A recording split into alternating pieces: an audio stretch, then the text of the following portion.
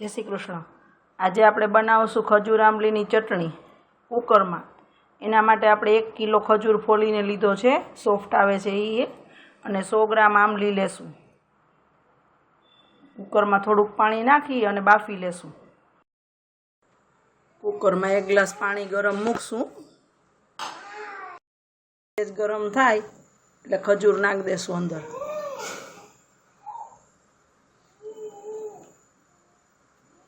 બધો ખજૂર નાખ દેશું। નાખી દીધું છે। પછી આ 100 ગ્રામ આંબલી છે એ નાખી દેશું। હવે ઢાંકણું બંધ કરી અને 2 વિસલ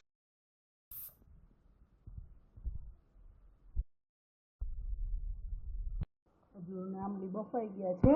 હવે બ્લેન્ડ કરી લેશું એને। આનો પલ્પ કરી લીધો છે।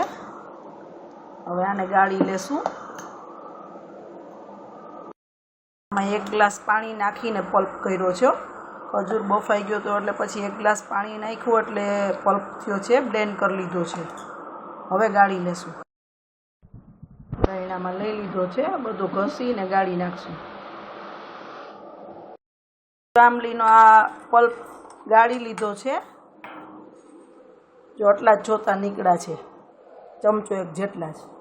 સાવ ગળાઈ ગયો ને એકદમ પેસ્ટ જેવું થઈ ગયું છે। હવે એમાં 3 ચમચી ગોળ નાખશું। ફરાળી ચટણી બનાવીએ છીએ। જો ગોળ ફરાળમાં ન ખાતા હોય તો સ્કીપ કરી નાખવાનો। આ તો ટેસ્ટ માટે, ટેસ્ટ સરસ આવે છે।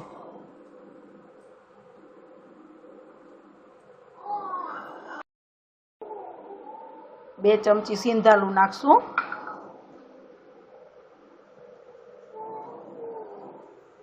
1 ચમચી લાલ મરચું પાવડર, ચટણી બધું મિક્સ કરી અને હવે 1 ઉકાળો લઈ લેશું।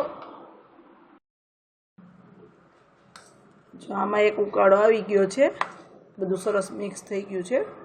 ઠંડી પાડી લેશું।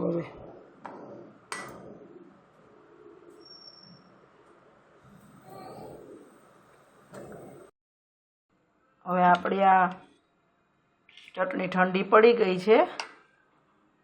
બોટલમાં ભરી લેશું। ફ્રીઝરમાં સ્ટોર થશે। 2-3 મહિના સુધી તો કશુંય નથી થતું। ભરી લેશું બોટલમાં બધી સરખી।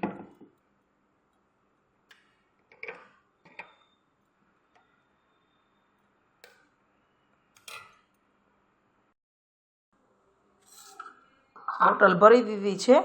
હવે આને ફ્રીઝરમાં આપણે સ્ટોર કરી શકીએ। આમ તો આપણે કંઈ બનાવવું હોય તો તાજી ચટણી જ બનાવીએ વધારે પડતી, પણ ક્યારેય ઉતાવળ હોય, ગેસ્ટ આવ્યા હોય કે ક્યારેય આપણે ઉતાવળે બનાવવું હોય બહાર ગયા હોય ને, તો પકોડા, સમોસા, સેન્ડવીચ, વડા, ભજીયા બધા સાથે આ ચટણી બહુ સરસ લાગે છે। જો ફરાળમાં ખાવી હોય ને તો તમે ગોળ ન ખાતા હો તો સ્કીપ કરી નાખવાનો। બાકી તો આપણે સિંધાલું નાખ્યું છે એટલે ફરાળી જ છે। અને જો મોટી બોટલ એક જ ન ભરવી હોય તો આવા નાના નાના પોર્શન ભરી ડબ્બી નાની અને સ્ટોર કરી શકાય। એટલે એક જ કાઢવી પડે, આખી બહાર કાઢવી ન પડે। બાકી 10 મિનિટ પહેલાં કાઢી લઈએ બહાર એટલે સરસ થઈ જાય છે।